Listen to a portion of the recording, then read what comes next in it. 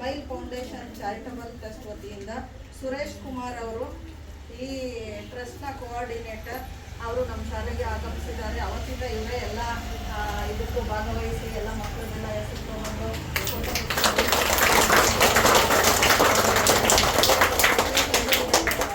ಬಯಸ್ತೀವಿ.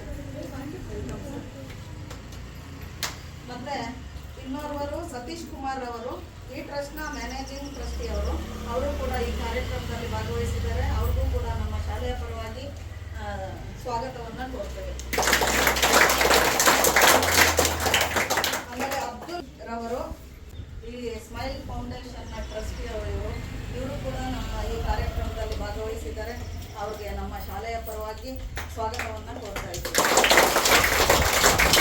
ಮತ್ತು ಚಂದನ್ ಗೌಡರವರು ಸಮಾಜ ಸೇವಕರು, ಅವರು ಕೂಡ ಈ ಕಾರ್ಯಕ್ರಮದಲ್ಲಿ ಭಾಗವಹಿಸಿದ್ದಾರೆ. ಅವ್ರಿಗೂ ಕೂಡ ನಮ್ಮ ಶಾಲೆಯ ಪರವಾಗಿ ಸ್ವಾಗತವನ್ನು ಕೋರ್ತಾ ಇದ್ದೀವಿ.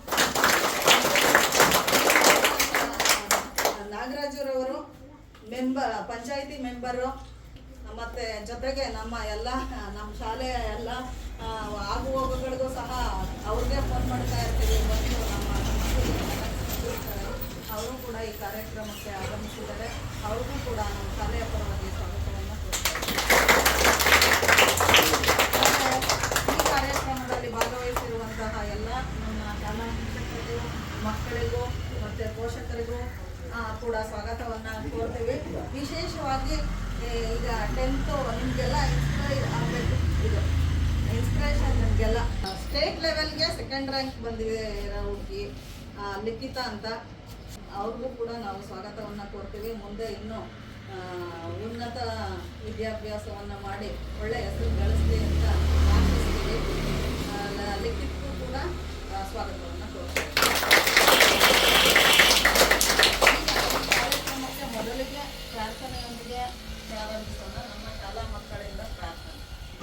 ಮೊದಲಿಗೆ ಬಾಗುವೆ ಗಣಪ ಭಕ್ತಿಯಿಂದ ಪೂಜೆಯ ಮಾಡಿ, ಮೊದಲಿಗೆ ಬಾಗುವೆ ಗಣಪ ಭಕ್ತಿಯಿಂದ ಪೂಜೆಯ ಮಾಡಿ, ಮೊದಲಿಗೆ ಬಾಗುವೆ ಗಣಪ ಗಿಡ ಮರಗಳು ಕಾಡಿರಂಗ, ಮಧುರಂಗದಿಂದ ನಮ್ಮ ಮಾಧುರಂಗದಿಂದ ನಮ್ಮ ಕಷ್ಟಗಳನ್ನು ದೂರ ಮಾಡು.